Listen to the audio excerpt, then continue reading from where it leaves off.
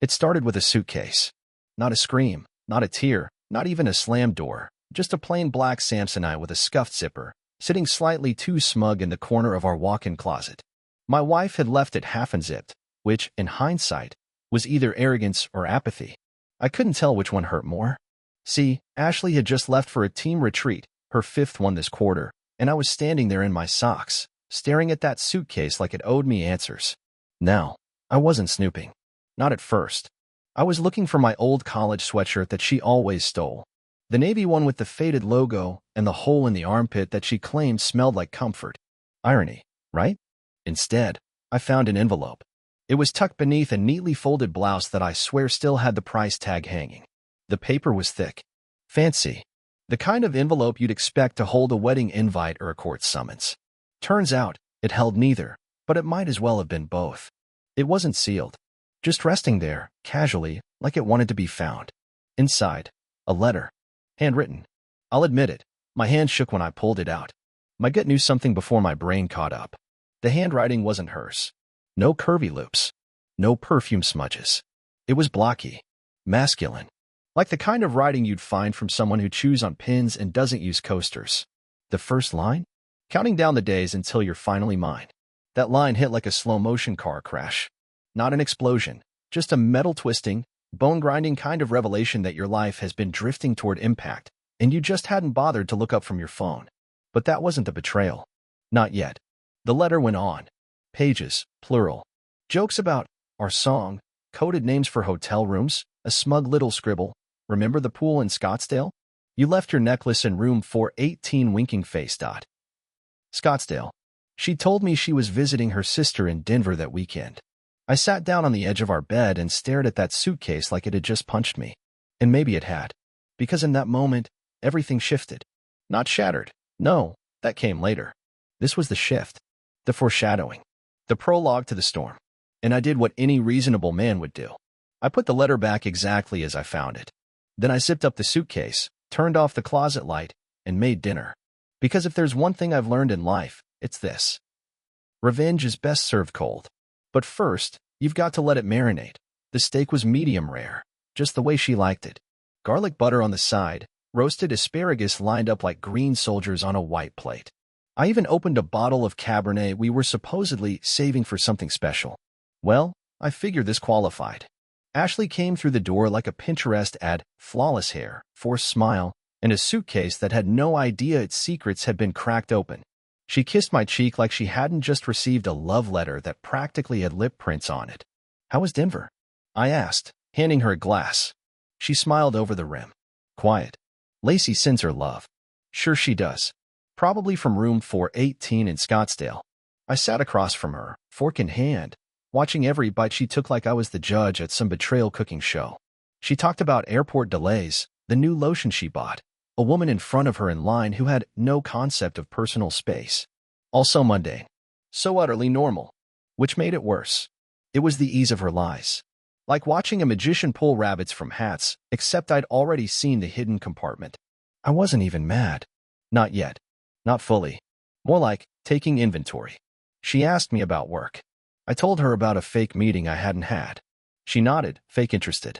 We were a perfect pair of liars, sipping expensive wine over an invisible landmine. But I was calm.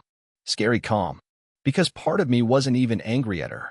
I was angry at myself for not seeing it sooner. For dismissing the signs. The new underwear, just for her. The sudden obsession with yoga. The way she started wearing perfume to check the mail. But that night at the table, I didn't say a word. Not about the letter. Not about Scottsdale. Not even about the fact that she never visited Denver at all. I just smiled. Because this wasn't the confrontation. This was the setup. You don't play your queen just because someone touches a pawn. No, you wait. You bait. You let them think they've won. And when it comes time to move, you make sure they never see it coming. It happened the way most truths do, unexpectedly, and with no dramatic music to warn me. Just silence. An ordinary morning, a cool draft in the kitchen, and my curiosity cracking open the vault. Ashley had gone to the gym. Allegedly. I stayed behind under the guise of working from home, though my real agenda involved rubber gloves and surgical precision. See, I'd waited. Bided my time. Played dumb. But that letter, it sat in my chest like a ticking watch, waiting to go off. And I couldn't let it just tick forever. So I searched. Not frantically. No, frantic is what amateurs do. I searched like a man who already knew the truth but needed to see the receipts. Call it emotional accounting. I started in her home office. Everything was neat, curated, too perfect. But behind her filing cabinet, in a dusty leather organizer wedged between some binders, I found the jackpot. A second envelope. This one addressed to my wildflower. Not me. I opened it. Inside, another letter, this time in her handwriting. My Ashley, who once wrote birthday cards that made me cry, had pinned a 3-page manifesto about how he made her feel seen. How I was comfortable, but he was electric. She even quoted a poem. Emily Dickinson, I think. Something about fire and forgetting. And then came the blow. I can't wait to start a new life. He's almost caught on, but don't worry, Logan never finishes anything. That was the moment. Not the suitcase. Not the dinner. That line. That was the moment the mirror shattered. Not because she called me weak, but because, up until that point, I'd been playing the role she wrote for me. Predictable. Forgiving. Soft. But I wasn't soft. I was loading the gun. Metaphorically, of course. I'm not a monster. No, monsters hide love letters in suitcases and come home smelling like hotel soap. I stood in the living room for a long time, holding the letter. I didn't cry. I didn't scream. I didn't throw anything. I just nodded. That's how I knew I was done being the audience. From that moment on, I was the director. And she was about to star in a show she didn't even know she was in. Revenge doesn't start with fury, it starts with clarity. That slow, almost serene moment where your mind sharpens like a blade and everything finally makes sense. You're no longer confused, no longer searching for reasons. You're just focused. Laser focused. After I read that letter, the one where she called me comfortable like it was a disease, I sat down at our kitchen table and wrote 3 words on a notepad. Take. Everything. Back. I underlined everything twice. I didn't want to scream. I didn't want a confrontation, or an apology, or her tears. I didn't want her to feel sorry. No, sorry is a currency cheaters use when they're caught bankrupt. I wanted her to feel small. Like the house she built with lies was sinking inch by inch into the swamp of her own making. So I got to work. First, I smiled. I greeted her with kisses when she got home from the gym. Told her I was planning something big for our anniversary. She lit up like a Christmas display, clueless and radiant. Said she couldn't wait. Said she hoped it wasn't another homemade dinner. Oh no, sweetheart. This was going to be gourmet. I became attentive again. Started doing dishes. Rubbing her feet. I played the greatest hits of my former husband's self like a man auditioning for the role of the century. And she bought it. She bought it so hard that she started slipping. Getting sloppy. One day, she left her phone on the counter while she showered. Normally, she kept the thing like it held nuclear launch codes. But she was too relaxed now. She thought she had me wrapped up again. So, I peeked. Text thread labeled Rose J. Her wildflower. Remember? I won't bore you with the word-for-word trash that filled that thread. Just know it was everything you'd expect. Pet names, secret meetups, innuendos so cheesy they could clog your arteries. But here's what mattered. I'll talk to the lawyer this week. He won't see it coming. We'll be free soon. Free. That's the word she used to describe walking away from a man who built a life for her from scratch. The man who fixed her car, painted her office, held her when her father died. But sure, let's call that freedom. I didn't screenshot the messages. I airdropped them to my laptop, printed them in full color, and slid them into a new envelope. That envelope would play a role later. But I wasn't done. Not even close. Next stop? The bank. We had a joint savings account and a shared investment portfolio I managed like a hawk. She never touched that stuff. Claimed numbers gave her a headache. So I made a few moves. Quiet moves. I sold off stock that was hers by name and moved it into an account under mine. The joint account? I trimmed it. Not empty, just lean enough to make her nervous when the time came. Then I visited a lawyer. A good one. Divorce wasn't even the main thing. We talked about asset separation, privacy, strategic timing. I laid out the evidence, the letter, the texts. He said, and I quote, "You play this right, you'll own the house, the car, and her pride." Music to my ears. By week 3, I had everything lined up. I planned a little getaway for us. Just a weekend at a cabin, one of those reconnect and rekindle kind of places. Ashley was thrilled. Probably thought it was the soft launch of her breakup plan, that she'd let me down gently in a forest after some wine and manipulated guilt. But no, no, no, no. This trip was her stage. The cabin was beautiful, isolated. A log-built little slice of heaven with a fireplace, no neighbors, and zero cell reception. I grilled steaks, opened a bottle of Malbec. We laughed. She complimented the view, said it felt like old times. That was the setup. After dinner, I handed her a small wrapped box. She grinned like a kid at Christmas. Inside? Not jewelry, not a key to something new, but that envelope, the one with her love notes, her texts, her betrayal, printed in 4K clarity. Her face paled before she even finished page 2. "What is this?" she asked. I sat across from her, wine in hand. "This," I said, "is the truth. The one you thought you'd keep just far enough out of reach. But you brought it home in your suitcase." She opened her mouth, but nothing came out. Just a soft exhale. A glitch in her carefully rehearsed script. "I know about Scottsdale. I know about Wildflower. I know everything, Ashley." Silence. Then she said, "Logan, I held up my hand. Not in anger. In dismissal. I don't want apologies. I don't want explanations. I just want you to know what's coming." She blinked. "Coming?" I smiled. "The lawyer. The financial shifts. The evidence I've got tucked away like landmines under your designer heels. You wanted freedom? You've got it. But it's going to cost you." She tried to stand. Her hand shook as she reached for the wine glass. She missed. "This isn't fair," she whispered. "That was rich." "You're right," I said. "It isn't. But lucky for you, I'm not interested in fair. I'm interested in balance. And by the time I'm done, you'll know what it feels like to watch something beautiful crumble." She opened her mouth again, but this time, I didn't stay. I walked out the door, got in the truck, and drove away.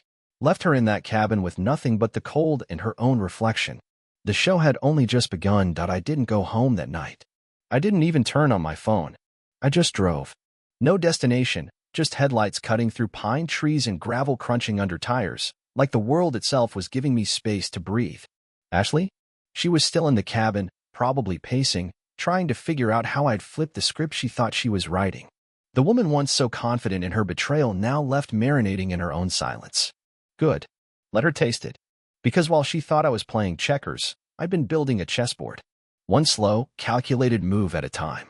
And now the queen was trapped, her king exposed, and the crowd, well, they were about to find out. By the time I reached town the next morning, the fog had lifted off my brain like a bad dream finally losing steam. I parked outside a diner, ordered coffee I didn't need, and opened my laptop. It was time for the next phase. You see, I didn't just want out. I wanted the truth to be undeniable. Public. Not so I could cry about it to friends or beg for sympathy. No, that wasn't the mission. I wasn't the victim. I was the narrator. So I started writing. Not a letter. A story. My story. No names. No vindictive details. Just a man, a marriage, and the moment he realized he'd been cast as the fool in someone else's romance. I posted it anonymously in a popular forum, the kind where people come to spill the parts of themselves they're too afraid to say out loud at dinner parties. Within hours, it blew up. The comment section lit up like a bonfire. Thousands of strangers chiming in with words like, "I've been there," and "This is how you handle betrayal like a man." It wasn't validation I was looking for, but I won't lie, it didn't hurt. What mattered most? The story made its way into places Ashley didn't expect. Her coworkers, her gym friends, even her mother. Because here's the thing about betrayal, it rots quietly, but exposure? That brings the stink to the surface. And nothing smells worse than dishonesty caught in daylight. 3 days later, I returned to the house. Not with anger, not with hope, just with purpose. Ashley was there, sitting on the couch, wrapped in one of my sweatshirts like it still had warmth left to give her. She looked up, eyes swollen, voice soft. "You embarrassed me." There it was. Not, "I'm sorry." Not, "I messed up." Just the classic defense of the guilty, blame the man holding the flashlight instead of the one robbing the place. I walked past her, straight into the bedroom. Began packing. She followed, trailing behind like smoke after a fire. "Logan, please. We can talk about this." "We're done talking, Ash." Her hand landed lightly on my arm. Not pleading, just pathetic. But I thought we could, maybe fix it. Get counseling. Start over. That was rich. She wanted to hit reset now that she knew there were consequences. Like a child asking for a do-over after knocking the vase off the shelf. You didn't want counseling when you were writing poems to your wildflower, I said, tossing socks into a duffel bag. You wanted out. Well, guess what? You're out. Her voice rose a little. I made a mistake. I turned slowly, met her eyes. No. You made a plan. Big difference. She looked away. Couldn't even hold my gaze. Good. I talked to my lawyer, I continued. The papers are being drafted. I'm claiming emotional damages based on infidelity. I have the letters, the messages, the timeline. And thanks to your little getaway to Scottsdale, I even have receipts. You don't have to do this. That was her Hail Mary. Her final shot in the dark. But the lights were already off. I'm not doing anything, I said. You did it all. I'm just turning on the scoreboard. I moved into a place across town. Quiet, clean, temporary. No shared drawers. No ghost scents on pillows. Just four walls and my own breathing. It was nice, actually. Peaceful. People started reaching out. Old friends. Family. Even Ashley's brother, who said, and I quote, honestly, I never liked that guy she was with. You deserved better. I didn't need allies. I didn't need applause. But the truth? The truth always finds its way through the cracks. And Ashley? Well, she tried damage control. Told her friends I had overreacted. That we were on a break. Even claimed I was emotionally distant and she found comfort elsewhere. Classic. But she couldn't stop the wave. Not after the forum post. Not after screenshots started circulating, exposing the man she gave everything to for what he really was, a married woman's escape fantasy. You want to know the best part? Her wildflower, turns out he was married too. His wife messaged me. Said she found my post through a friend. Said it sounded too familiar. We talked. Compared timelines. Compared receipts. Ashley and her muse weren't just unfaithful, they were synchronized. Two people, each trying to rewrite their lives like a bad script, hoping no one read the original draft. Well, we read it. We highlighted it. And now, it was being published. Not in court, but in life. Ashley lost more than a husband. She lost her reputation, her safety net, and her ability to lie without being second-guessed. And me? I didn't lose anything. I reclaimed it. Ashley called 3 times the following week. I didn't answer. Then she emailed. A long, rambling apology with the subject line. Please, just read this. I did read it. Every word. Because I wanted to know what version of herself she was selling now. She wrote about feeling lost, about needing excitement, about being scared of fading into a life of routine. She ended it with, I never stopped loving you. I was just looking for a spark. A spark. Like what we had was a broken lighter and her lover was the bonfire. Except now the fire burned her fingers, and she wanted back into the house she helped torch. I didn't reply. Instead, I forwarded the email to my lawyer. Her wildflower was already wilting. His wife, the woman who reached out to me, didn't just leave him. She took the kids and the car and froze the accounts. She filed before Ashley could blink. Suddenly, the poetic love story of their secret hotel rooms had real-world consequences. Ashley tried to pivot. She started telling people we were working on things. Claimed I was just taking time to heal. Classic PR move. Spin the story while she found her next lifeboat. But I wasn't healing. I was building. Because here's what Ashley never realized. Some men don't go down when they're betrayed. They level up. The day she showed up at the house, I was ready. She knocked, dressed casual, no makeup, trying to look like the girl I met in college. Like the version of her she hoped I still missed. I opened the door just wide enough to say one thing. I sold it. Her eyes blinked fast. What? The house. I put it on the market. Cash buyer closed today. You'll get your portion after the lawyers are done. Her lips parted, but no sound came. It was the first time I'd seen her truly speechless since this began. You said you'd keep it, she stammered. I said a lot of things, I replied. So did you. But things change, right? I stepped outside, locking the door behind me. It was no longer mine. Not anymore. I didn't want her ghost walking those floors, and I didn't want to share my memories with termites. I walked past her without another word. And I didn't look back. We finalized the divorce on a Wednesday. I signed the papers with a calm hand and a full heart. I didn't gloat. Didn't smile. I just watched the ink dry on a marriage that died long before the paperwork caught up. Ashley tried one more time, right there in the courthouse hallway. She reached out, eyes shining with either desperation or delusion. Maybe both. Do you think, one day, you could ever forgive me? I looked at her. Really looked at her. This woman I once planned forever with. The woman who laughed at my jokes, wore my t-shirts to bed, danced barefoot in the kitchen. The same woman who brought another man into our lives and called it freedom. No, I said, but I'll forget you. That's better.